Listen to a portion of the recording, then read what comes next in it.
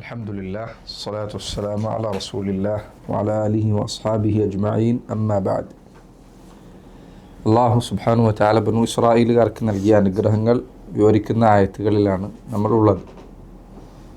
52-ാമത്തെ ആയത്തിൽ അല്ലാഹു സുബ്ഹാനഹു വ തആല ബനൂ ഇസ്രായേലുകാർക്ക് ചെയ്ത മറ്റൊരു അനുഗ്രഹമാണ് എടുത്തു പറഞ്ഞിട്ടുള്ളത്. തൊട്ടു മുൻപുള്ള ആയത്തിൽ അവർ പശുക്കുട്ടിയെ അള്ളാഹുവിന് പുറമേ ഉള്ള ആരാധ്യ വസ്തുവായി സ്വീകരിച്ചതിനെ കുറിച്ചാണ് പറഞ്ഞത്. ഇത് ഇത്ര വലിയ അതിക്രമമാണ്. അള്ളാഹു സുബ്ഹാനഹു വ തആല ഇക്കണ്ട വലിയ ദൃഷ്ടാന്തങ്ങൾ കാണിച്ചു നൽകിയതിന് ശേഷം, അത്ഭുതകരമായ അടയാളങ്ങൾ കണ്ടുവന്നതിന് ശേഷം തൊട്ടുടനെ അള്ളാഹു സുബ്ഹാനഹു വ തആല അവന് പുറമെ ഒരു വിഗ്രഹത്തെ ആരാധിക്കുന്നവരായി അവർ മാറി എന്നത് കഠിനമായ ധിക്കാരമാണ്. വഅൻതും ളാലിമൂൻ, നിങ്ങൾ ഏറ്റവും വലിയ അതിക്രമമാണ് ചെയ്തത്, ളാലിമീങ്ങളായിരുന്നു. കാരണം അള്ളാഹു സുബ്ഹാനഹു വ തആലയോടൊപ്പം മറ്റൊരാളെ ഇബാദത്ത് ചെയ്യുക എന്നത് അതീവ അതിക്രമമാണ്, വലിയ അതിക്രമമാണ്. അതിനേക്കാൾ വലിയ അതിക്രമം വേറെ ഇല്ല. ഇത്രയും അനുഗ്രഹങ്ങൾ ലഭിച്ചതിന് ശേഷവും അവർ ഏറ്റവും വലിയ അതിക്രമം പ്രവർത്തിച്ചു. പക്ഷേ അള്ളാഹു സുബ്ഹാനഹു വ തആല അവരോട് പുറത്തു കൊടുത്തു. അവർക്ക് അള്ളാഹു അഫു നൽകി. തിന്മ വളരെ ഗൗരവമുള്ളതാണ്. അനുഗ്രഹങ്ങളാകട്ടെ അതീവ വിശാലമായ അനുഗ്രഹങ്ങൾ അവർക്ക് നൽകപ്പെടുകയും ചെയ്തു. അപ്പോൾ രണ്ട് കാര്യമുണ്ട് അവിടെ. അനുഗ്രഹങ്ങളുടെ വലുപ്പവുമുണ്ട്, ധിക്കാരത്തിൻ്റെ കാഠിന്യവുമുണ്ട്. ഒരാൾക്കൊരു അനുഗ്രഹം ചെയ്തു കൊടുത്തിട്ടില്ല, അയാൾ ചെയ്യുന്ന ധിക്കാരം പോലെയല്ല അനുഗ്രഹങ്ങൾ ലഭിച്ചൊരു മനുഷ്യൻ ധിക്കരിക്കുന്നത്.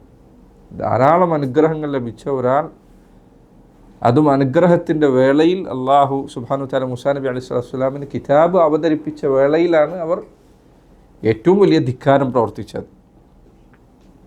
മാത്രമല്ല, ഇനിയുള്ള ആയത്തുകളിലൊക്കെ വരുന്നത് പോലെ ബനൂ ഇസ്രായേലുകാരോടുള്ള പ്രധാന കൽപ്പനകളിൽ ആദ്യത്തെ കൽപ്പന എല്ലാ സ്ഥലത്തും വന്നിട്ടുള്ളത് ഏതാണ്? തൗഹീദാണ്. ഇദാ അഖദ്നാ മീസാഖ ബനീ ഇസ്രായീൽ എന്ന് തുടങ്ങുന്ന ആയത്തുകളിലൊക്കെ ആദ്യത്തെ കൽപ്പനയായി അവരോട് പറഞ്ഞത് ഉഅ്ബുദുല്ലാഹ് വലാ തുശ്രികു ബിഹി ഷൈഅൻ, നിങ്ങൾ അള്ളാഹുവിനെ മാത്രം ഇബാദത്ത് ചെയ്യണം, ശിർക്ക് ചെയ്യാൻ പാടില്ല. അതിൽ ആദ്യത്തെ കൽപ്പന തന്നെ അവർ ധിക്കരിച്ചുകൊണ്ടാണ് ആരംഭിച്ചത്. പക്ഷെ അള്ളാഹു സുബ്ഹാനഹു വ തആല അവൻ പറയുന്നു, സുമ്മ അഫൗന അൻകും മിൻ ബഅദി ദാലിക ലഅല്ലകും തഷ്കുറൂൻ. സുമ്മ പിന്നീട് അഫൗന, അഫ യഅഫു, അഫൗന ഏതാണ് ഫിഅല്? ഫിഅല് മാദി അല്ലേ? ഏത് വസ്ന്? ഏത്? ഫഅല, ഫഅൽന, ഫഅൽന എന്നുള്ള വസ്നാണ്. അഫ യഅഫു, അത് അഫ എന്നുള്ളത് ശരിക്കും അതിൽ വാവാണ് അസ്ല്, അതുകൊണ്ടാണ് ആ വാവ അവസാനം വന്നത്. അഫൗന, സുമ്മ അഫൗന, നാം അഫു ചെയ്തു. അഫു ചെയ്തെന്നാണ് പുറത്ത് നൽകി, മാപ്പാക്കി നൽകി, വിട്ടു നൽകി. നിങ്ങൾക്കറിയാം, ലൈലത്തുൽ ഖദ്റിൽ നമ്മൾ ചോദിക്കുന്ന തേട്ടം ഇതാണ്, അല്ലാഹുമ്മ ഇന്നക അഫുവ്വുൻ തുഹിബ്ബുൽ അഫ്വ ഫഅഫു അന്നി. അവർക്ക് അല്ലാഹു അഫു നൽകി. അഫു ചില പണ്ഡിതന്മാർ പറഞ്ഞതുപോലെ മഗ്ഫിറത്തിനേക്കാൾ വിശാലമാണ്. മഗ്ഫിറത്ത് എന്നാൽ അള്ളാഹു പാപം മായ്ച്ചു കളയലാണ്. പാപം അള്ളാഹു മായ്ച്ചു കളയലാണ്. അഫു അതിനേക്കാൾ വിശാലമാണ്. യാതൊരു അടയാളവും ഇല്ലാത്ത വിധത്തിൽ പരിപൂർണമായി പുറത്തു കൊടുക്കുന്നതിനാണ് അഫു എന്ന് പറയുക. അഫു മഗ്ഫിറത്തിനേക്കാൾ കൂടുതൽ അഫ്ദലാണ്. സുമ്മ അഫൗന അൻകും, അൻകും നിങ്ങൾക്ക് നാം അഫ അൻഹു എന്ന് പറഞ്ഞാൽ ഇയാൾക്ക് പുറത്തു കൊടുത്തു, നിങ്ങൾക്ക് പുറത്തു തന്നു. അഫ അൻഹു, അഫ എന്ന് പറഞ്ഞാൽ പുറത്തു നൽകി. അഫ അൻഹു ഇവന് പുറത്തു നൽകി. അഫ അൻഹു. സുമ്മ അഫൗന അൻകും, പിന്നീട് നാം നിങ്ങൾക്ക് പുറത്തു നൽകി. മിൻ ബഅദി ദാലിക, മിൻ ബഅദി ശേഷം, ദാലിക ആ പറഞ്ഞതിന് ശേഷം, അതായത് നിങ്ങൾ പശുക്കുട്ടിയെ ആരാധിക്കുക എന്ന പ്രവൃത്തി ചെയ്തതിന് ശേഷം നാം നിങ്ങൾക്ക് പുറത്തു നൽകി. ലഅല്ലക്കും തഷ്കുറൂൻ, എന്തിനാണ് പുറത്തു നൽകിയത്? ലഅല്ലക്കും, നിങ്ങളാകുന്നതിനു വേണ്ടി. ലഅല്ല എന്നുള്ളത് ഒരു പക്ഷേ എന്നുള്ള അർത്ഥം മാത്രമല്ല അതിനുള്ളത്. ലഅല്ല റജാഇന് വേണ്ടി ഉപയോഗിക്കുക. അതായത് നിങ്ങൾ ഇങ്ങനെ ചെയ്യുമെന്നതിനു വേണ്ടി, നിങ്ങൾ നന്ദിയുള്ളവരായി തീരുമെന്ന പ്രതീക്ഷയിൽ. പ്രതീക്ഷ അള്ളാഹുവിലേക്ക് ചേർത്തിട്ടല്ല പറയുന്നത്. അള്ളാഹു സുബ്ഹാനഹു വ തആല അവനെ സംബന്ധിച്ചിടത്തോളം നാളെ എന്ത് സംഭവിക്കുന്നുള്ള അള്ളാഹുവിനറിയാം. ഖുർആനിൽ അള്ളാഹുവിലേക്ക് ചേർത്തിയുള്ള ലഅല്ലയുടെ അർത്ഥം ഒരിക്കലും അവനറിയാൻ വേണ്ടി എന്നുള്ള അർത്ഥത്തിലല്ല, പിന്നെയോ അവനറിയുന്നതാണ്. അത് പ്രകടമാകുന്നതിന് വേണ്ടി. ലഅല്ലക്കും തഷ്കുറൂൻ, നിങ്ങൾക്ക് ഞാൻ പുറത്തു വന്നതിൻ്റെ കാരണം എന്താണ്? ലഅല്ല, ഇതിനു വേണ്ടിയാണ്. തഷ്കുറൂൻ, നിങ്ങൾ നന്ദി കാണിക്കുന്നതിന് വേണ്ടി. ثم عفونا عنكم من بعد ذلك لعلكم تشكرون, പിന്നീട് നാം നിങ്ങൾക്ക് പുറത്തു തന്നു. ലഅല്ലക്കും തഷ്കുറൂൻ, നിങ്ങൾ നന്ദി ഉള്ളവരായി തീരുന്നതിനു വേണ്ടി. ഇതാ അതിൻ്റെ തഫ്സീറിലുള്ളത്. ثم تجاوزنا عن هذه الفعلة المنكرة. ثم പിന്നീട് തജാവസ പുറത്തു നൽകി. അഫ എന്നുള്ളതിൻ്റെ വേറെ വാക്കാൻ തജാവസ അല്ല, അതായിന്നല്ല, ഇതിന്നല്ല. ഇത് തജാവസ എന്ന് പറഞ്ഞാൽ പുറത്തു നൽകി, മാപ്പാക്കി. വേറെ എവിടെ ഇപ്പോൾ ഇത് പ്രയോഗമായിട്ടുള്ളത്? നമ്മൾ ഖുനൂത്തിൻ്റെ പ്രാർത്ഥനയിൽ ഉണ്ടാവില്ല, കേൾക്കല്ലേ?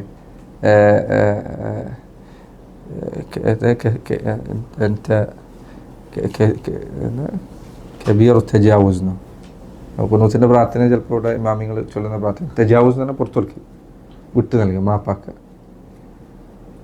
വെറുതെ വിടുക. അതിനാണ് തജാവസ് എന്നറിയാം. ثم تجاوزنا, പിന്നീട് നാം പുറത്തു നൽകി, വിട്ടു നൽകി. عن هذه الفعلة, ഈ പ്രവർത്തനം, ഈ ചെയ്തി. ഫിഅലത്ത് എന്ന് പറഞ്ഞാൽ ചെയ്തി. عن هذه الفعلة المنكرة, മുൻകറ തെറ്റായത്, മോശമായത്. وقبلنا توبتكم بعد عودة موسى. وقبلنا, നാം സ്വീകരിച്ചു. തൗബതക്കും, നിങ്ങളുടെ തൗബ. ആ തൗബിൻ്റെ അതിൻ്റെ അടുത്ത ആയത്തിൽ പറയുന്നുണ്ട് അവരുടെ തൗബ എങ്ങനെയായിരുന്നു എന്നുള്ളത്. വഖബിൽനാ തൗബതക്കും, നാം നിങ്ങളുടെ തൗബ സ്വീകരിക്കുകയും ചെയ്തു. ബഅദ, ശേഷം. ഔദതി മൂസ, ഔദ മടക്കം, തിരിച്ചു വന്നതിന് ശേഷം. ഔദതി മൂസ അദ്ദേഹത്തിൻ്റെ മടക്കം, അദ്ദേഹം മടങ്ങി വന്നതിന് ശേഷം നാം നിങ്ങളുടെ ഈ തൗബ, ഈ തിന്മയിൽ നിന്ന് നിങ്ങൾ തൗബ ചെയ്തപ്പോൾ അത് നാം സ്വീകരിക്കുകയും ചെയ്തു. അപ്പോൾ തൗബ സ്വീകരിക്കുക എന്നുള്ളത് അള്ളാഹു സുബ്ഹാനഹു വ തആല അവൻ്റെ കാരുണ്യത്തിൻ്റെ അടയാളത്തിൽപ്പെട്ടതാണ്. എന്തിനാണ് ഇത് ചെയ്തത്? റജാഅ അൻ തഷ്കുറു, റജാഅ വേണ്ടി, ഇതിനു വേണ്ടി. ആ പ്രതീക്ഷ എന്നാണ് അതിൻ്റെ അർത്ഥം. പക്ഷേ ഇവിടെ ഉദ്ദേശം റജാ ഇതിനു വേണ്ടി, ഇങ്ങനെ ആകുന്നത്, നിങ്ങൾ ഇങ്ങനെ ആകുമെന്നതിനു വേണ്ടി. റജാ അൻ തഷ്കുറു, നിങ്ങൾ നന്ദി കാണിക്കുന്നതിനു വേണ്ടി. ആരോട് നന്ദി? റജാ അൻ തഷ്കുറുല്ലാഹ, അള്ളാഹുവിനോട് നന്ദി കാണിക്കുന്നതിന് വേണ്ടി. അലാ നിഅമിഹി വ അഫ്ദാലിഹി, നിഅം ഏതിൻ്റെ ബഹുവചന? നിഅമത്ത്, അള്ളാഹുവിൻ്റെ അനുഗ്രഹങ്ങൾക്കും. വ അഫ്ദാലിഹി, അഫ്ദാൽ എന്ന് പറഞ്ഞാൽ അള്ളാഹു അവൻ്റെ ഔദാര്യങ്ങൾക്കും. അള്ളാഹുവിൻ്റെ ഔദാര്യങ്ങൾക്കും അവൻ്റെ അനുഗ്രഹങ്ങൾക്കും നിങ്ങൾ ഫദ്ല്, അതിന് നന്ദി കാണിക്കുന്നതിനു വേണ്ടി നാം നിങ്ങൾക്ക് പുറത്തു നൽകുകയും ചെയ്തു. ولا تتمادوا في الكفر والطغيان, ولا تتمادوا, അതുപോലെ رجاء ألا تتمادوا, അതാണ് അവിടെ ഇതിൻ്റെ ഉദ്ദേശം. رجاء ألا تتمادوا, അതോടൊപ്പം മറ്റൊരു ലക്ഷ്യം എന്തായിരുന്നു? ألا تتمادوا, യതമാദ തുടരുക, തുടർന്നു പോവുക. തതമാദൗ ശരിക്ക് പൊതുവെ ഞാൻ വായിച്ച പ്രയോഗങ്ങളിലൊക്കെ തമാദ എന്നുള്ളത് തിന്മകളിൽ തുടരുന്നതിനാണ് പറയാം. തമാദ ഫിൽ ദുൽം, തമാദ ഫിൽ ഹറാം.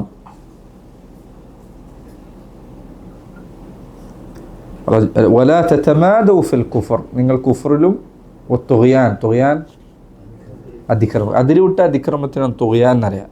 പൊതുവെ തഗ എന്നുള്ള വാക്ക് അതിര് കവിയുന്നതിനാ പറയാം. നൂഹ് നബി അലൈഹി സ്വലാത്തു വസ്സലാമിൻ്റെ കാലത്ത് വെള്ളം അതിര് കവിഞ്ഞപ്പോൾ എന്താ പറഞ്ഞത്? തഗൽമ. ഖുർആനിലെ സൂറത്തു അൽ ഹാഖിലല്ലേ അതില്ലേ? ഇന്നാ ഹമൽനാക്കും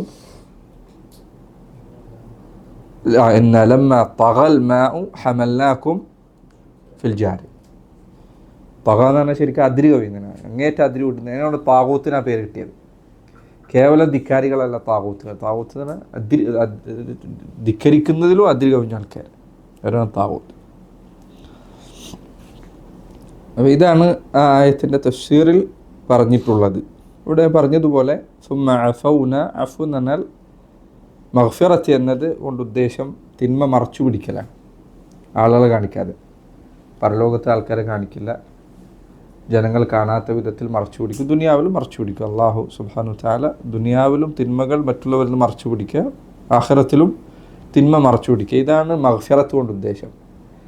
എന്നാൽ അഫു അതിനേക്കാൾ ശ്രേഷ്ഠമാണ്. അഫു എന്ന് പറഞ്ഞാൽ തിന്മ ഇല്ല തന്നെ, അത് മായ്ച്ചു കളയാൻ, അതിൻ്റെ യാതൊരു അടയാളവും ബാക്കിയില്ലാത്ത വിധത്തിൽ കിതാബിൽ നിന്ന് അത് മായ്ച്ചു കളയുക. അതിനാണ് അഫു എന്ന് പറയുക. അഫു അതിനേക്കാൾ വിശാലമാണ്, മഗ്ഫിറത്തിനേക്കാൾ വിശാലമാണ് അഫു എന്നത്. ثم عفونا عنكم من بعد ذلك لعلكم تشكرون. ഈ ആയത്തിൽ നിന്ന് ധാരാളം പാഠങ്ങളുണ്ട്. അതിലൊന്ന്, അള്ളാഹു സുബ്ഹാനഹു വ തആല അവൻ പുറത്ത് നൽകുന്നതിൻ്റെ ഉദ്ദേശം അള്ളാഹുവിന് നന്ദി കാണിക്കുക എന്നുള്ളതാണ്. അത് ഇവിടെ പറഞ്ഞതുപോലെ നോക്കൂ, അവർക്ക് പുറത്തു കൊടുത്തത് എന്തിനാണ്? ലഅല്ലക്കും തഷ്കുറൂൻ. അതിൽ വലിയൊരു പാഠമുണ്ട്. അത് പലപ്പോഴും അള്ളാഹു പുറത്തു നൽകുന്നവനാണ് എന്ന ആയത്തുകളും ഹദീസുകളും കേട്ടാൽ ചില ആളുകൾ തിന്മയിൽ മുഴുകാനാണ് അത് വഴിയായി സ്വീകരിക്കുക. പുറത്തു നൽകുന്നത് തിന്മയിൽ മുഴുകാനല്ല, പിന്നെ തിന്മ അവസാനിപ്പിക്കാനാണ്. പുറത്തു നൽകുന്ന ഒരുവനോട് സ്വീകരിക്കേണ്ട സമീപനം ഒരിക്കലും എന്തല്ല, വീണ്ടും ധിക്കരിക്കുക എന്നുള്ളതല്ല. ഒരിക്കലും മര്യാദയല്ല. നിങ്ങൾ ഏതെങ്കിലും ഒരാളോട് തെറ്റ് ചെയ്തു അയാൾ നിങ്ങൾക്ക് പുറത്തു തന്നാൽ പിന്നെ അയാൾ ധിക്കരിക്കുക എന്നുള്ളത് വീണ്ടും വലിയ അതിക്രമമാണ്. അള്ളാഹു പുറത്തു നൽകുന്നു എന്നത് ഒരിക്കലും അവനെ ധിക്കരിക്കാനല്ല പ്രേരിപ്പിക്കേണ്ടത്, പിന്നെ അനുസരിക്കാനാണ്. ഇവിടെ ബനൂ ഇസ്രായേലുകാരോട് പറഞ്ഞു നോക്കൂ, ഞാൻ നിങ്ങൾക്ക് പുറത്തു തന്നെ എന്തിനാണ്? നന്ദി കാണിക്കാൻ വേണ്ടിയിട്ടാണ്. ഖുർആനിലും ഹദീസിലും അള്ളാഹു നമുക്ക് പുറത്തു നൽകുമെന്ന് അറിയിച്ചിരിക്കുന്നത് എന്തിനാ? പോയി തിന്മ ചെയ്യാനാണോ? അല്ല, നന്ദി കാണിക്കാൻ വേണ്ടിയാണ്. ഞാനിങ്ങനെ പൊറുക്കുന്നവനാണ്. അപ്പോൾ പൊറുക്കുന്നവനാണ് എന്നത് ഒരിക്കലും ഒരാളെ തിന്മ ചെയ്യാനല്ല പ്രേരിപ്പിക്കേണ്ടത്, പിന്നെയോ തിന്മ ഉപേക്ഷിക്കാനാണ് പ്രേരിപ്പിക്കേണ്ടത്. കാരണം വഹൽ ജസാഉൽ ഇഹ്സാനി ഇല്ലൽ ഇഹ്സാൻ.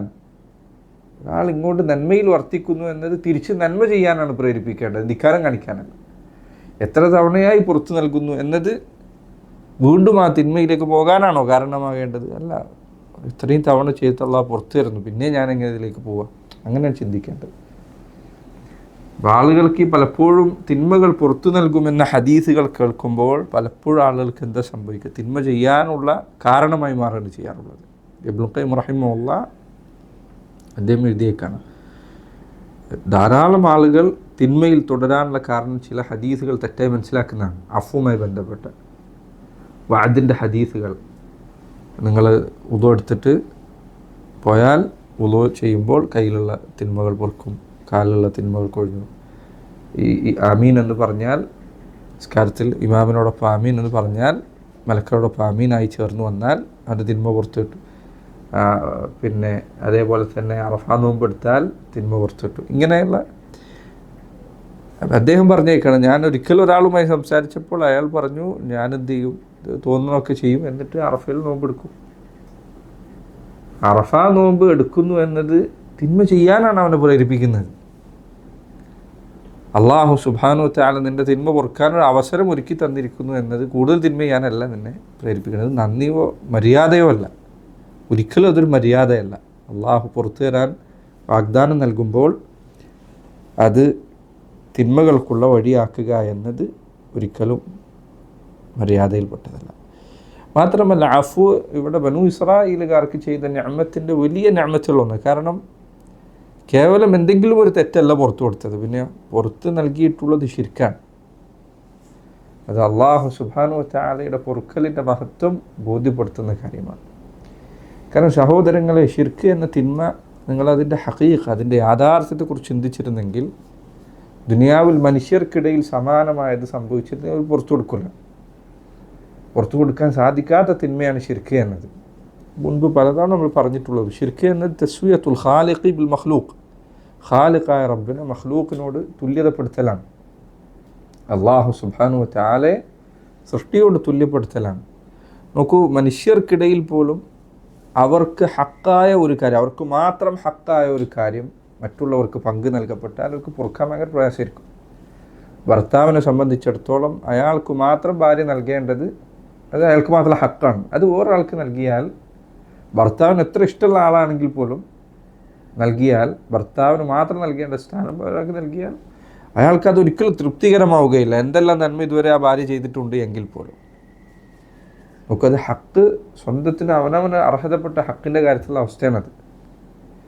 അതുപോലെ തന്നെ ഖുർആനിൽ വന്നതുപോലെ ഒരാൾക്ക് ഒരു അടിമയുണ്ട് എങ്കിൽ, അബ്ദുണ്ട് എങ്കിൽ, അവൻ്റെ വീട്ടിൽ ഭക്ഷണം കൊടുക്കുന്നു, എല്ലാ സൗകര്യം ചെയ്തു കൊടുക്കുന്നു, എന്നിട്ട് അവൻ പോയി വേറെ ആൾക്ക് വേണ്ടി പണിയെടുത്തുകൊണ്ടിരുന്നാൽ ഏതെങ്കിലും മനുഷ്യനത് തൃപ്തിപ്പെടുമോ? ഒരിക്കലും തൃപ്തിപ്പെടില്ല.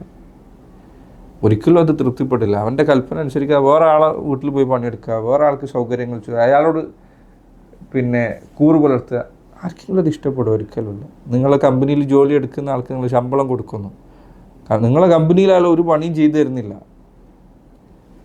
മറിച്ച് ചെയ്തു കൊടുക്കുന്നതൊക്കെ വേറെ ആളുകൾക്കാണ്. നിങ്ങൾക്കത് തൃപ്തികരമാകുമോ? അല്ല. നിങ്ങൾ ചെയ്ത തുച്ഛമായ ഒരു ശമ്പളത്തിന് പകരമുള്ള നിങ്ങൾക്ക് അർഹതപ്പെട്ടത് തടയപ്പെടുമ്പോൾ നിങ്ങൾക്കത് പറ്റുന്നില്ല, സഹിക്കാൻ പറ്റില്ല.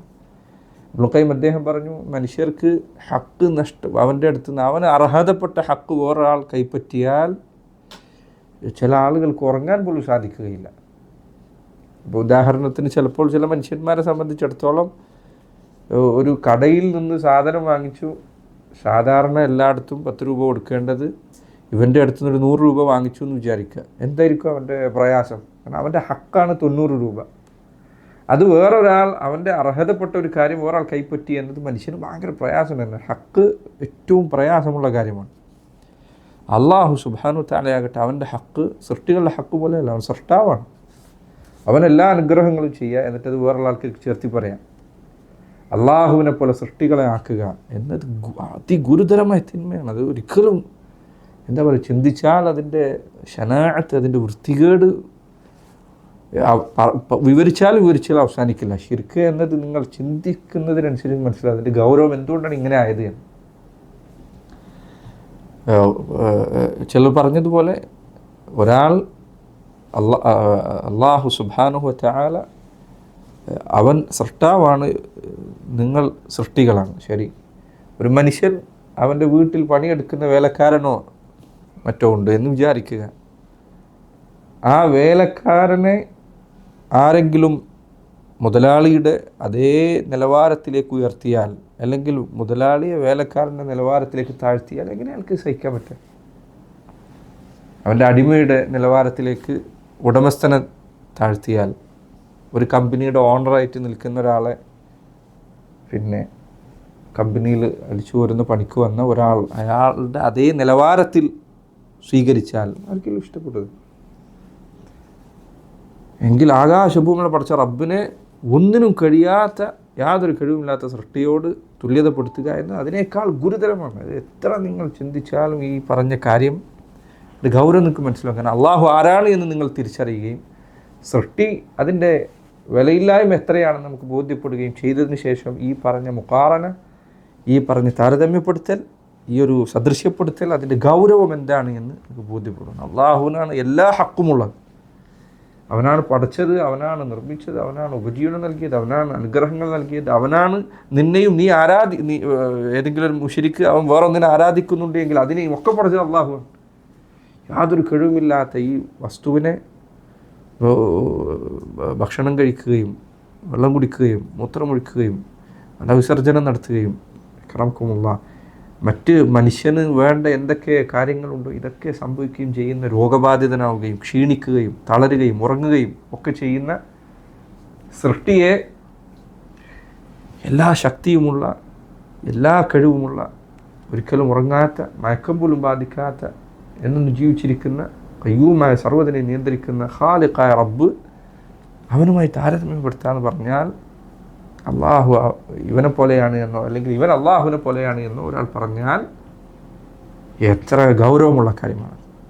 അതുകൊണ്ട് ഇതിന് അടുത്ത സൂറത്ത് ആൽ ഇമ്രാനാണ്. ആൽ ഇമ്രാൻ നിങ്ങൾക്കറിയാം, നസാറാക്കൾക്കുള്ള മറുപടിയാണ് അതിൽ കാര്യമായിട്ടുള്ളത്. ആൽ ഇമ്രാനിൻ്റെ തുടക്കത്തിൽ അള്ളാഹു പറഞ്ഞേക്കാണ്, ഹുവല്ലദീ യുസവ്വിറുക്കും ഫിൽ അർഹാമി കൈഫ യശാ ലാ ഇലാഹ ഇല്ലാഹു. അവനാണ് നിങ്ങളെ മാതാക്കളുടെ ഗർഭപാത്രങ്ങളിൽ രൂപപ്പെടുത്തിയത്. അൽമുറാന്റെ തുടക്കത്തിന് ആയത്തുണ്ട്. എന്തിനാണ് ആ ആയത്ത് തുടക്കത്തിൽ? ഇബ്നു കസീർ അദ്ദേഹം പറഞ്ഞു, നസാറാക്കൾക്കുള്ള മറുപടിയാണിത്. നിങ്ങൾ ഈസ ഇബ്നു മറിയം ഇലാഹാണ് എന്ന് വാദിക്കുന്നു. അള്ളാഹു ആണ് ഗർഭപാത്രങ്ങളിൽ മനുഷ്യനെ രൂപപ്പെടുത്തിയത്. ഈസ ഉമ്മയുടെ ഗർഭപാത്രത്തിൽ കിടന്ന ആളാണ്. മറിയമിൻ്റെ ഗർഭപാത്രത്തിലായിരുന്നു. വല്ലദീ യുസവ്വിറുക്കും ഫിൽ അർഹാം. ഗർഭപാത്രത്തിൽ നിന്ന് ഇബ്നുൽ ഖയ്യിം ഒരു കവിതയിൽ പറഞ്ഞതുപോലെ ഉമ്മയുടെ ഹൈദിൻ്റെ രക്തത്തിൽ നിന്ന് ജീവിക്കാനുള്ള പോഷകം ഊറ്റിവലിച്ച് അവരുടെ ശരീരത്തിൽ നിന്ന് ഗുഹ്യസ്ഥാനത്ത് പുറത്തേക്ക് വന്ന് രക്തത്തിൽ കുളിച്ച് പുറത്തേക്ക് എത്തിയൊരു മനുഷ്യനെ എങ്ങനെയാണ് ഇലാഹാവുക? എങ്ങനെയാണ് ഇലാഹാകാൻ കഴിയുക? അങ്ങനെ അല്ലാത്ത മനുഷ്യന്മാരില്ല, ആദം ഒഴികെ അലൈഹിസ്സലാത്തു വസ്സലാം. ആദമിനായിട്ട് അള്ളാഹ് മണ്ണിന്നാണ് പഠിച്ചത്. ഇങ്ങനെയുള്ള സൃഷ്ടിയെ കൊണ്ടുപോയി സൃഷ്ടാവായ റബ്ബിനായിട്ട് താരതമ്യപ്പെടുത്താൻ, എന്നിട്ട് അള്ളാഹു ആകട്ടെ അവൻ പറയുന്നു സുമ്മ അഫൗന അൻകും മിൻ ബഅദി ദാലിക, പിന്നീട് നാം നിങ്ങൾക്കത് പുറത്തു തന്നു. ഈ പറഞ്ഞ അഫു, അതിൻ്റെ വിശാലത സഹോദരങ്ങളെ ചിന്തിച്ചാൽ മനസ്സിലാവുകയില്ല നമുക്ക്. കാരണം ദുനിയാവിൽ ഒരു മനുഷ്യന് മറ്റൊരു മനുഷ്യനോടും ഒരിക്കലും ഇത് പറയാൻ പറ്റില്ല. നീ എന്ത് തെറ്റുവാണെന്ന് ഞാൻ പുറത്തു തരാം, ഒരാൾക്ക് പറയാൻ പറ്റില്ല. അള്ളാഹു ആകട്ടെ ഏറ്റവും വലിയ അതിക്രമം പ്രവർത്തിച്ചവർക്ക് വരെ അവൻ പുറത്തു കൊടുത്തിരിക്കുന്നു. ഏറ്റവും വലിയ അതിക്രമം ശിർക്ക് ചെയ്ത ആളുകൾക്ക്, വിഗ്രഹത്തെ ആരാധിച്ചവർക്ക് അള്ളാഹു പുറത്തു കൊടുത്തിരിക്കും. മാത്രമല്ല ആ പറഞ്ഞ ആയത്ത് മറ്റൊരു നിലക്ക് കൂടി അതിൽ പാഠമുണ്ട്. തിന്മ എത്ര ഗൗരവമുള്ള തിന്മയാണെങ്കിൽ പോലും അള്ളാഹു പുറത്തു നൽകുന്നതാണ്. ദുനിയാവിൽ നിന്ന് പശ്ചാത്തപിച്ചാൽ പുറത്തു കൊടുക്കാത്ത തിന്മയില്ല. അത് ശിർക്കാകട്ടെ, കുഫറാകട്ടെ, അള്ളാഹുവിന് ചീത്ത പറയാന്നുള്ളത് പോലും ആകട്ടെ, അള്ളാഹു കാത്തരക്ഷമുണ്ടാവുന്നില്ല. കാരണം അത് ചില ആൾക്കാർ ചിലപ്പോൾ ചോദിക്കാറുണ്ട്. ഈ ഒരിക്കലൊരു ചങ്ങാതി ചോദിക്കാൻ കമ്മ്യൂണിസ്റ്റ് പാർട്ടിയിലായിരുന്നു. അപ്പോൾ ആ കാലത്ത് പലപ്പോഴും ഇസ്ലാമിനെ ചീത്ത പറഞ്ഞിട്ടുണ്ട്, നബി സല്ലല്ലാഹു അലൈഹി വസല്ലമയെ ചീത്ത പറഞ്ഞിട്ടുണ്ട്, അള്ളാഹുവിനെ ചീത്ത പറഞ്ഞിട്ടുണ്ട്. ഇപ്പോൾ തൗബ ചെയ്തു. അപ്പോൾ അവൻ ചോദിക്കണം, അള്ളാഹ് എനിക്ക് പുറത്തു തരുമോ? ഞാൻ അള്ളാഹുവിനെ മോശം പറഞ്ഞിട്ടുണ്ട്, നബി സല്ലല്ലാഹു അലൈഹി വസല്ലം മോശം പറഞ്ഞിട്ടുണ്ട്. അള്ളാഹു പുറത്തു കൊടുക്കുന്നതാണ്. അള്ളാഹു പുറത്തു കൊടുക്കുന്നതാണ്.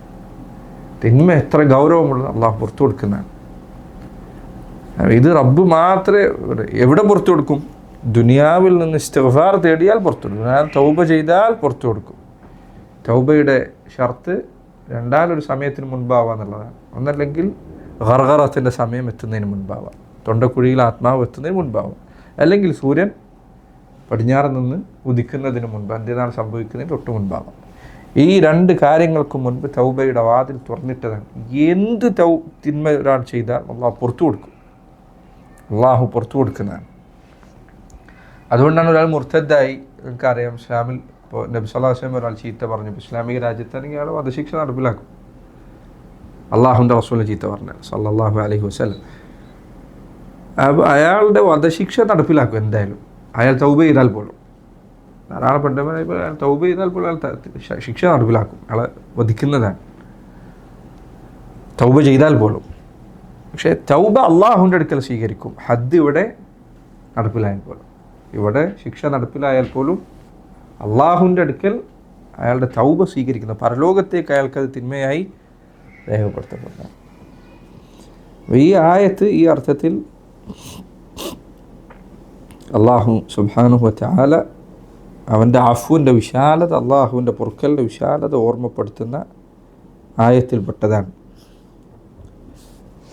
ഈ ആയത്ത് ഞാൻ നേരത്തെ പറഞ്ഞതുപോലെ ശിർക്ക് അള്ളാഹു പുറത്തു കൊടുക്കുമെന്നതിനുള്ള തെളിവാണ്. മറ്റ് തിന്മകൾ ഏത് തിന്മയാണെങ്കിലും അള്ളാഹു പുറത്തു കൊടുക്കും. ദുനിയാവിൽ നിന്ന് തൗബ ചെയ്താൽ പുറത്തു കൊടുക്കാത്ത തിന്മയില്ല.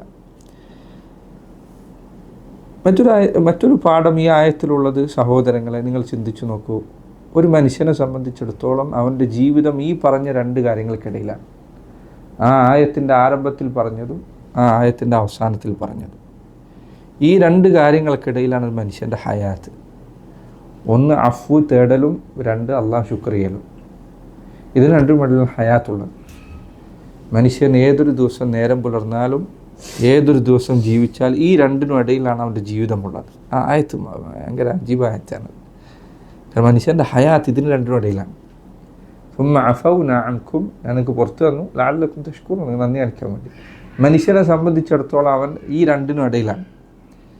കാരണം നമ്മുടെ ഏതൊരു ദിവസം എടുത്താലും നമ്മെ സംബന്ധിച്ചിടത്തോളം ഏത് ദിവസവും അള്ളാഹുവിൻ്റെ ഒരു അനുഗ്രഹം നമുക്ക് വന്നിറങ്ങിയത്, അല്ലെങ്കിൽ അള്ളാഹുവിനോട് നമ്മൾ ചെയ്ത എന്തെങ്കിലും ഒരു തെറ്റ്. ഈ രണ്ടിനിടയിലാണ് ഹയാത്തുള്ളത്. ഇത് രണ്ടിനിടയിലാണ്. ഇബാദത്തുകൾ നീ ചെയ്താൽ പോലും അതിലുള്ളത് നീ ശരിക്കും സൂക്ഷിച്ചു നോക്കിയാൽ കുറവുകളാണ്. അതുകൊണ്ടാണ് നോക്കൂ, നിങ്ങൾ ഇബാദത്തിൽ അവസാനിക്കുമ്പോൾ എന്താ? ഇസ്തിഗ്ഫാറാണ്. നിസ്കാരം കഴിഞ്ഞാൽ ഇസ്തിഗ്ഫാറാണ്. ഇതിന് രണ്ടിനിടയിലാണ് മനുഷ്യൻ്റെ ഹയാത്ത്. അനുഗ്രഹങ്ങൾ അള്ളാഹുവിൽ നിന്ന് ഇറങ്ങുന്നു, നമ്മുടെ പക്കൽ നിന്ന് കുറവുകളും ന്യൂനതകളും അബദ്ധങ്ങളും അള്ളാഹുവിനുള്ള അവകാശത്തിൽ നമ്മൾ വരുത്തി വെക്കുന്ന തെറ്റുകളും. ഈ രണ്ടും ഇടയിലാണ് ബൈന ദംബിൻ വനിഅമ, മനുഷ്യൻ ചെയ്യുന്ന തിന്മയും അള്ളാഹുവിൽ നിന്നുള്ള നിഅമത്തും. നിഅമത്തിനുള്ള പകരം കൊടുക്കാൻ എന്താ ഉള്ളത്? ശുക്രാണ്. തിന്മക്ക് പകരം കൊടുക്കാൻ എന്താ ഉള്ളത്? അഫു തേടലാണ്, തലബുൽ അഫുവാണ്. ഇത് രണ്ടുമാണ് മനുഷ്യൻ്റെ ഹയാത്ത്. ഇബ്നുൽ ഖയ്യിം അദ്ദേഹം പറഞ്ഞു, ഇബ്നു തൈമിയ റഹിമഹുല്ലാഹ്, ഇബ്നുൽ ഖയ്യിം അല്ല ഇബ്നു തൈമിയ അദ്ദേഹത്തിന് പല സ്ഥലത്ത് ഇത് പറഞ്ഞിട്ടുണ്ട്. ഈ രണ്ടിനിടയിലാണ് മനുഷ്യൻ്റെ ഹയാത്തുള്ളത്. ഒന്ന് തലബുൽ അഫ്വ്, രണ്ട് ശുക്ർ. ഇതാണ് സയ്യിദുൽ ഇസ്തിഗ്ഫാറിലുള്ളത്. ഓക്കെ, നിങ്ങൾ സയ്യിദുൽ ഇസ്തിഗ്ഫാറിൽ ഇതല്ല, അബൂ ലക ബിനിഅമതിക അലൈ വഅബൂ ബിദംബി ഫഗ്ഫിർ ലി ഫഇന്നഹു ലാ യഗ്ഫിറു ദുനൂബ ഇല്ലാ അൻത. സുബ്ഹാനല്ലാഹ്, ഇത്ര മനോഹരമായ മഅനയാണ് അതിൻ്റെ ഉള്ളിലുള്ളത്. നോക്കി, അബൂ ലക ബിനിഅമതിക അലൈ, അള്ളാഹു നീ ചെയ്ത അനുഗ്രഹം ഞാൻ ഏറ്റു പറയുന്നു. അബൂ ബിദംബി, എൻ്റെ തെറ്റുകൾ ഞാൻ ഏറ്റു പറയുന്നു. ഇത് രണ്ടും ഇടയിലാണ് മനുഷ്യനുള്ളത്. ഇതിന് രണ്ടും ഇടയിലാണ് മനുഷ്യനുള്ളത്. കാരണം നമ്മളെടുത്ത് നോക്കിയാൽ തെറ്റുള്ളത്, കുറവുകളുള്ളത്, അല്ലാതെ മേന്മയായി പറയാനൊന്നുമില്ല. ചെയ്ത ഇബാദത്തിൽ പോലും എടുത്തു നോക്കിയാൽ കുറവുകളാണുള്ളത്.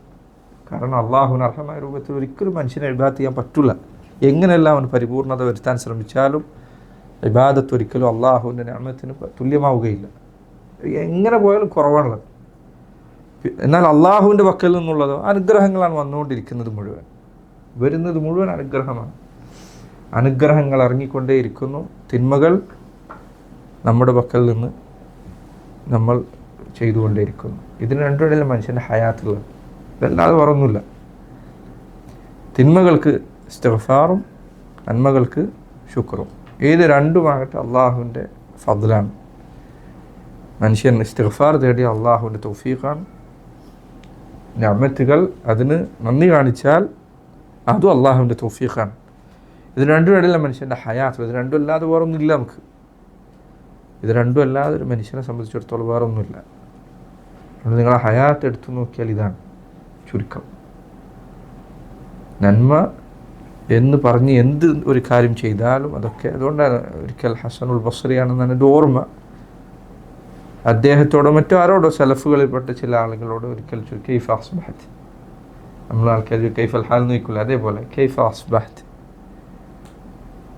അദ്ദേഹത്തെ എപ്പോഴും ദുഃഖിതനായിട്ടാണ് കണ്ടിരുന്നതാണ് ഹസനുൽ ബസ്രിയെ. കൈഫ അസ്ബഹത്ത്, എന്താണ് അവസ്ഥ എന്ന് ചോദിച്ചപ്പോൾ അദ്ദേഹം പറഞ്ഞു, രണ്ട് കാര്യങ്ങൾക്കിടയിലാണ് നേരം പുലരുന്നത്. ഒന്ന്, അള്ളാഹു അവനിൽ നിന്ന് ഇറങ്ങിക്കൊണ്ടേയിരിക്കുന്ന അനുഗ്രഹങ്ങൾ. രണ്ട്, എൻ്റെ അടുത്ത് നിന്ന് അള്ളാഹുവിലേക്ക് എത്താനുള്ള തിന്മകൾ. ഈ രണ്ടിനും ഇടയിലാണ്. എങ്ങനെയാണ് ഇതിൻ്റെ ഇടയിൽ ചിരിക്കാൻ സമയം കിട്ടുക? വേറെ ചിലർ പറഞ്ഞു രണ്ട് അനുഗ്രഹങ്ങൾ. പിന്നെ അദ്ദേഹം പറഞ്ഞു രണ്ട് അനുഗ്രഹങ്ങൾക്കിടയിലാണ് മനുഷ്യൻ്റെ ജീവിതം. ബൈന ദുനൂബി യസ്തുറുഹ റബ്ബി, ഞാൻ ചെയ്തുകൊണ്ടിരിക്കുന്ന തിന്മകൾ അള്ളാഹു ഇതിങ്ങനെ മറച്ചു പിടിച്ചുകൊണ്ടിരിക്കുന്നു. രണ്ട്, ആളുകൾക്ക് എന്നോട് അള്ളാഹു അവരുടെ മനസ്സിൽ ഇഷ്ടം തോന്നിപ്പിക്കുന്നു. ഞാനാകട്ടെ അതിന് അർഹനുമല്ല. കാരണം മനുഷ്യനെ സംബന്ധിച്ചിടത്തോളം നമ്മൾ ചെയ്യുന്ന തിന്മ ആൾക്കാർ അറിഞ്ഞിരുന്നെങ്കിൽ ഒരു മനുഷ്യന് നമ്മൾ അടുത്തേക്ക് വരുമായിരുന്നില്ല. എൻ്റെ അവസ്ഥ നോക്കിയാൽ എനിക്കറിയാം അതിന് ഞാൻ അർഹനല്ല. ഒരാളും ആദരിക്കാനോ ഒരാളും അടുത്തിരുത്താനോ അർഹനായ മനുഷ്യനല്ല. പക്ഷെ ആൾക്കാർ ബഹുമാനിക്കുന്നു, ആൾക്കാർ ആദരിക്കുന്നു, സ്നേഹിക്കുന്നു. ജനങ്ങൾ എന്നെ സ്നേഹിക്കുന്നു, എനിക്കറിയില്ല അതിനെന്ത് അർഹതയാണ് എനിക്കുള്ളത് എന്ന്. ചിലപ്പോൾ എനിക്ക് അതിൻ്റെ അറബി ഓർമ്മയില്ല, അതിൻ്റെ വാക്ക് മനോഹരമായ വാക്കായിരുന്നു. രണ്ട്, ഞാൻ ചെയ്തുകൊണ്ടിരിക്കുന്ന തിന്മകൾ ആൾക്കാർക്ക് അള്ളാഹു ഇത് മറച്ചു പിടിച്ചുകൊണ്ടേയിരിക്കുന്നു. ഇതിന് രണ്ടും ഇടയിലാണ് ഹയാത്തുള്ളത്. ചെയ്ത തിന്മകൾ അള്ളാഹു മറച്ചു വെച്ചാണ്. മറ പോയി കഴിഞ്ഞാൽ ഖലാസ്. നോക്കൂ, മനുഷ്യരിൽ പലരും ജനങ്ങൾക്കിടയിൽ അപമാനിതരായിത്തീരുന്ന അള്ളാഹു കാത്തുരക്ഷമാകട്ടെ. അപമാനിതരായിത്തീരുന്നത് അവർ ചെയ്ത എല്ലാ തിന്മകളും പുറത്തേക്ക് എത്തിയിട്ടല്ല, അവർ ചെയ്ത ഏതോ ഒരു തിന്മ പുറത്തേക്ക് എത്തിയിട്ടാണ്. ആൾക്കാർ അപമാനിതരായി ജനങ്ങളുടെ ഇടയിൽ നാണം കെട്ട് അഭിമാനം നഷ്ടമുള്ള കാത്തുരക്ഷമാകട്ടെ. അവർ ചെയ്ത എല്ലാ തിന്മയും പുറത്തെത്തിയോ? ഇല്ല, അവർ ചെയ്ത ഏതോ ഒരു തിന്മ പുറത്തേക്ക് പോയത്. അതിനാണ് അവരിങ്ങനെ ആളുകൾക്കിടയിൽ വഷളായി പോയത്, അല്ലേ? വഷളായി പോയ ആളുകൾ, അഭിമാനം നഷ്ടപ്പെട്ട ആളുകൾ, അപമാനിതരായ ആളുകൾ, അവർ അപമാനിതരായത് അവരുടെ എല്ലാ തിന്മയും പുറത്തേക്ക് എത്തിയില്ല. ആകെ ഒരു തിന്മയോ രണ്ട് തിന്മയോ പുറത്തേക്ക് എത്തിയിട്ടുള്ളൂ. മനുഷ്യൻ്റെ തിന്മകൾ അള്ളാഹു മറച്ചു പിടിക്കുന്നു എന്നത് സുബ്ഹാനല്ലാഹ് നബി സല്ലല്ലാഹു അലൈഹി വസല്ലം പഠിപ്പിച്ച അതിമഹത്തരമായ ദുആയിൽ അവിടുന്ന് പറഞ്ഞു, അല്ലാഹുമ്മ നസ്അലുക്കൽ അഫ്വ വൽ ആഫിയ ഫി ദുനിയ വൽ ആഖിറ, അല്ലാഹുമ്മ നസ്അലുക്കൽ അഫ്വ വൽ ആഫിയ ഫി ദീനി വദുനിയ വഅഹ്ലി വമാലി, അല്ലാഹുമ്മ സ്തുർ ഔറാത്തി വആമിൻ റവആത്തി. അല്ലാഹുവേ, എൻ്റെ അയ്ബുകൾ നീ മറച്ചു വെക്കണേ. അല്ലാഹുവേ, എൻ്റെ ഭയപ്പാടുകൾ നീ എനിക്ക് നിർഭയത്വം നൽകണേ. കാരണം മനുഷ്യനെ സംബന്ധിച്ചിടത്തോളം നോക്കൂ നിങ്ങൾ, അള്ളാഹു നൽകിയ സിത്ര എന്ന് പറയുന്നത് മറച്ചു പിടിക്കുന്നു എന്നത് അതില്ലായിരുന്നെങ്കിൽ. അപ്പോൾ ഈ രണ്ടിനും ഇടയിലാണ് മനുഷ്യരുടെ ജീവിതമുള്ളത്. ഈ ആയത്ത് ഇബ്നു തൈമിയ്യ മജ്മുഉൽ ഫതാവയിൽ കാണാം. അദ്ദേഹം പറഞ്ഞു, ഈ ആയത്ത് ഖവാരിജുകൾക്കുള്ള മറുപടിയാണ്, മുഅ്തസിലകൾക്കും. ഖവാരിജുകളും മുഅ്തസിലകളും അവർ പറഞ്ഞത് എന്തായിരുന്നു വാദം? വൻപാപം അള്ളാഹു പൊറുക്കൂലാണ്, ഇത് ശിർക്കാണ്. ഇത് ആർക്കാ പുറത്തു കൊടുത്തത്? ബനൂ ഇസ്രായേലുകാർക്ക്. അവർക്ക് പുറത്തു കൊടുക്കുക, എന്നിട്ട് ഏറ്റവും അഫ്ളലായ ഉമ്മത്തിന് പൊറുക്കലില്ലാതിരിക്കുക, അതെങ്ങനെ സംഭവിക്കാം? ഈ ആയത്ത് തെളിവാണ്. എന്തിന്? അള്ളാഹു സുബ്ഹാനഹു വ തആല തിന്മകൾ വൻപാപങ്ങളാണെങ്കിൽ അവ പുറത്തു കൊടുക്കും എന്നതിനുള്ള തെളിവാണ്. അതുപോലെ തന്നെ ഈ ആയത്തിൽ മറ്റൊരു സൂചനയുള്ളത്, നിഅമത്തുകളുടെ ലക്ഷ്യം, അള്ളാഹു നിഅമത്ത് നൽകുന്നത് അള്ളാഹുവിനെ അനുസരിക്കാൻ വേണ്ടിയിട്ടാണ്. ഈ ആയത്തിൽ പറഞ്ഞു, അഫൗന അൻകും മിൻ ബഅദി ലഅല്ലക്കും തഷ്കുറൂൻ. എന്തിനാണ് പുറത്തു വന്നത്? നന്ദി കാണിക്കാൻ. എന്തിനാണ് അനുഗ്രഹങ്ങൾ നൽകുന്നത്? അള്ളാഹുവിനോട് നന്ദി കാണിക്കാനും അവനെ അനുസരിക്കുന്നതിന് വേണ്ടി, ധിക്കരിക്കാൻ വേണ്ടിയല്ല. അടുത്ത ആയത്ത് കൂടി പറയാം, وَإِذْ آتَيْنَا مُوسَى الْكِتَابَ وَالْفُرْقَانَ لَعَلَّكُمْ تَهْتَدُونَ. ഇത് എന്തായിരുന്നു?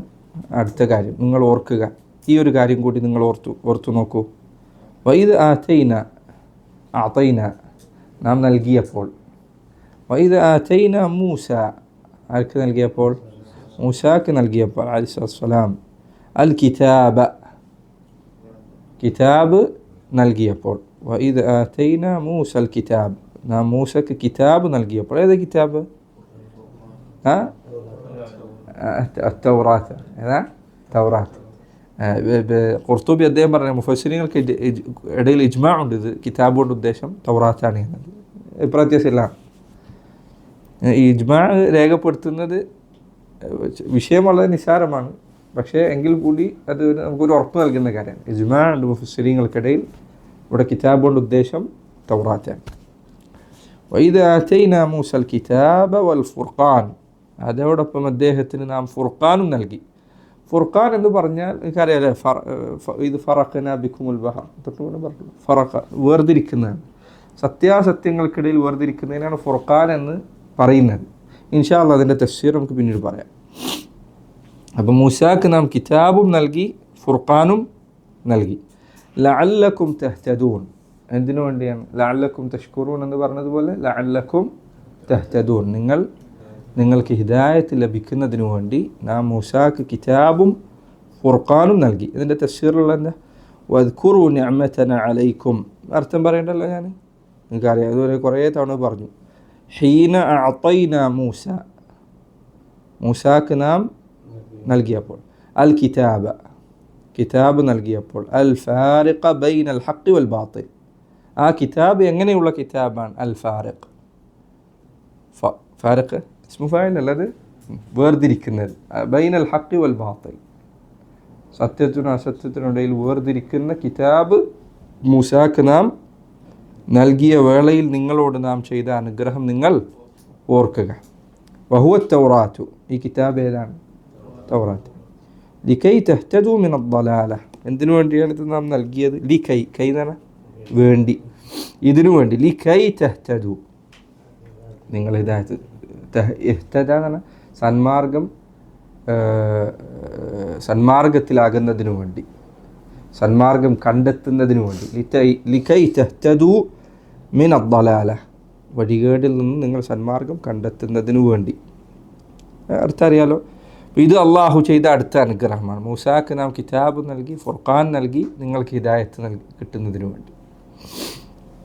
ഇവിടെ അൽ കിതാബ് എന്നതുകൊണ്ട് ഉദ്ദേശം ഞാൻ പറഞ്ഞതുപോലെ തൗറാത്താണ്. ബനു ഇസ്രായേലുകാർക്ക് നൽകപ്പെട്ട ഏറ്റവും വലിയ കിതാബാണ് തൗറാത്ത്. ഖുർആൻ കഴിഞ്ഞാൽ ഏറ്റവും വലിയ ഗ്രന്ഥം തൗറാത്താണ്. കാര്യമായി അതിലുണ്ടായിരുന്നത് ഹലാൽ ഹറാമുകളെ കുറിച്ചായിരുന്നു, വിധിവിലക്കുകളാണ്. തൗറാത്തിൻ്റെ പ്രധാന വിഷയം വിധിവിലക്കുകളാണ്. അള്ളാഹു സുബ്ഹാനഹു വ തആല അവൻ്റെ കൈകൾ കൊണ്ട് രേഖപ്പെടുത്തിയ ഗ്രന്ഥമാണ് തൗറാത്ത്. ഖുർആനിലുണ്ടത് എവിടെയല്ലേ? വകതബ്നാ ലഹു ഫിൽ അൽവാഹ്, വകതബ്നാ ലഹു ഫിൽ അൽവാഹി മിൻ കുല്ലി ഷൈഇൻ മൗഇദതൻ വതഫ്സീലൻ ലികുല്ലി ഷൈ. സൂറത്ത് ആല ഇംറാൻ, സൂറത്തുൽ അറാഫ് 145-ാമത്തെ ആയത്തിൽ അള്ളാഹു തൗറാത്ത് കൈകൾ കൊണ്ട് എഴുതിയതാണ് എന്നതുണ്ട്. അപ്പോൾ ഇത്തരം സിഫത്തുകൾ, അള്ളാഹുവിൻ്റെ ഇത്തരം വിശേഷണങ്ങൾ എങ്ങനെയാണ് മനസ്സിലാക്കേണ്ടത്? മിൻ ഗൈരി തഅ്തീലിൻ വലാ തംസീലിൻ വലാ തകീഫിൻ വലാ തഹരീഫ്. ഇതിനെ നിഷേധിക്കാൻ പാടില്ല. ചില ആളുകൾ പറഞ്ഞ പോലെ അങ്ങനെയാണ് ഇങ്ങനെയാണ്, അത് പറയാം. അള്ളാഹു പറഞ്ഞതാണ്. എന്നാൽ മിൻ ഗൈരി തകീഫ്, രൂപം പറയരുത്. അള്ളാഹു അവൻ്റെ തൗറാത്ത് രേഖപ്പെടുത്തിയത് എങ്ങനെയാണ്, മനുഷ്യൻ കൈകൊണ്ട് എഴുതുന്ന പോലെയാണെന്ന് പറയാൻ പറ്റുമല്ല. തകീഫ് ചെയ്യാം, രൂപം പറയാൻ പാടില്ല. വലാ തഷ്ബീഹിൻ വലാ തംസീൽ, അതല്ലെങ്കിൽ സദൃശ്യപ്പെടുത്താൻ പാടില്ല. ഏതെങ്കിലും സൃഷ്ടികളുടെ എഴുത്ത് പോലെയാണ്, ഇതൊന്നും പറയാൻ പാടില്ല. അള്ളാഹു എന്താണോ പറഞ്ഞത് അതുപോലെ തന്നെ അംഗീകരിക്കുക. അള്ളാഹു സുബ്ഹാനഹു തആല എഴുതി എന്ന് പറയുന്നു, കൈകൊണ്ട് എഴുതി എന്ന് പറയുന്നു, അപ്പോൾ അത് അങ്ങനെ തന്നെ വിശ്വസിക്കുക. അതെങ്ങനെയാണ് അള്ളാഹു ആലം, നമുക്കറിയില്ല. അതിൻ്റെ രൂപം അള്ളാഹു നമുക്ക് പറഞ്ഞു തന്നിട്ടില്ല.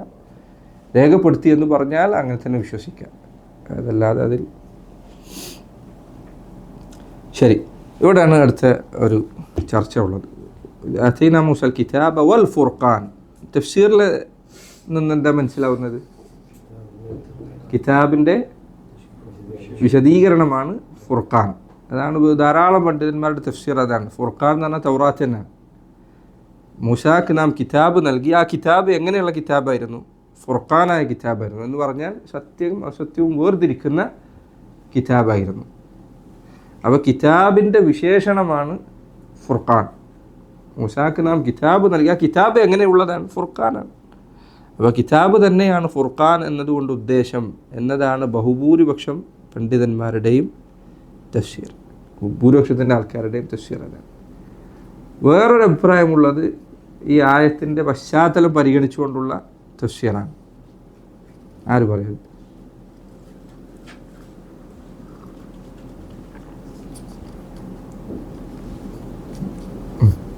ആലോചിക്കും. ഫുർഖാൻ എന്ന വാക്ക്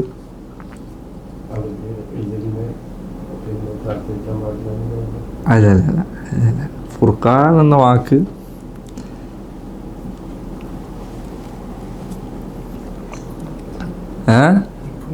അല്ല അല്ല ഇപ്പോൾ പറഞ്ഞിട്ടുള്ളൂ. കുറച്ച് നേരം മുന്നേ പറഞ്ഞത് സൂചന പോലെ വേർതിരിക്കുക. അർത്ഥം എന്താ? അതിൻ്റെ തഫ്സീർ എന്താ? ഉദ്ദേശം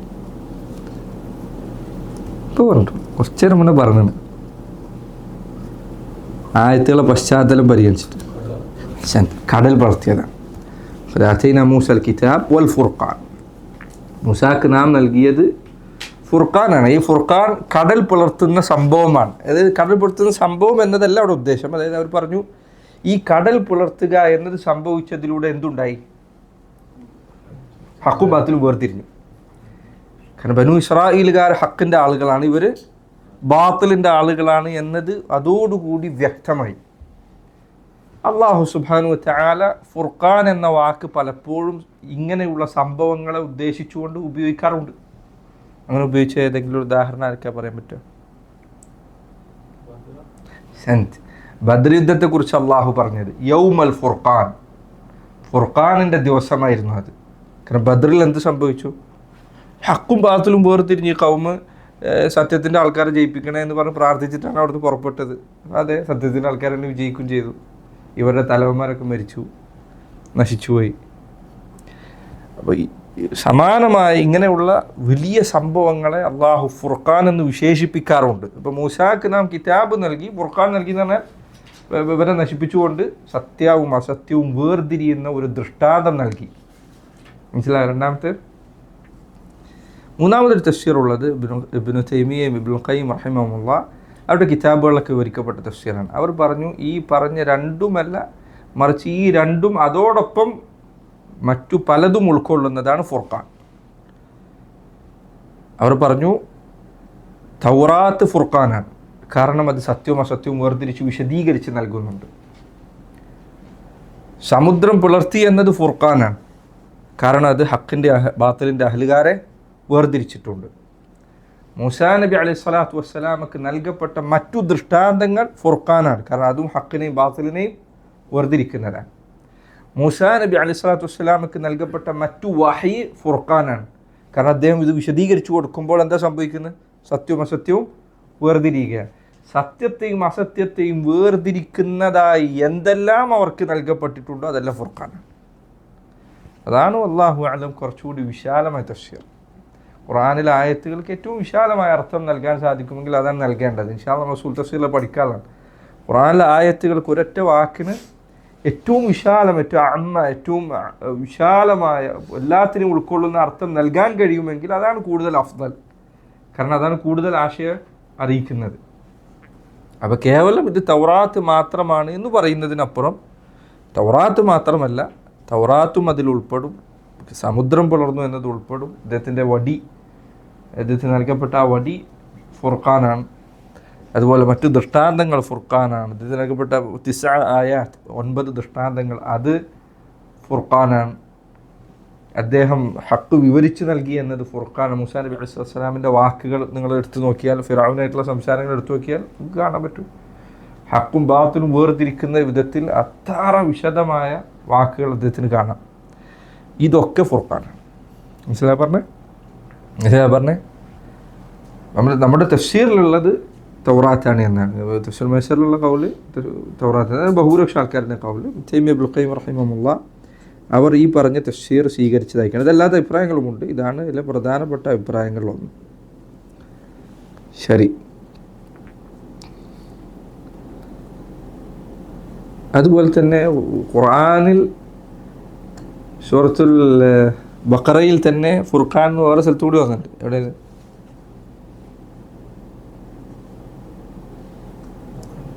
എല്ലാവർക്കും അറിയുന്നൊരു ആയത്തുണ്ട് ബഖറയിൽ. ഞാൻ എളുപ്പം ക്ലൂ പറഞ്ഞാൽ അപ്പം എല്ലാവരും പറയുന്നുള്ളൂ പറയാത്ത ഒരു മാസത്തെ കുറിച്ച് പറയുന്ന ആയത്ത്.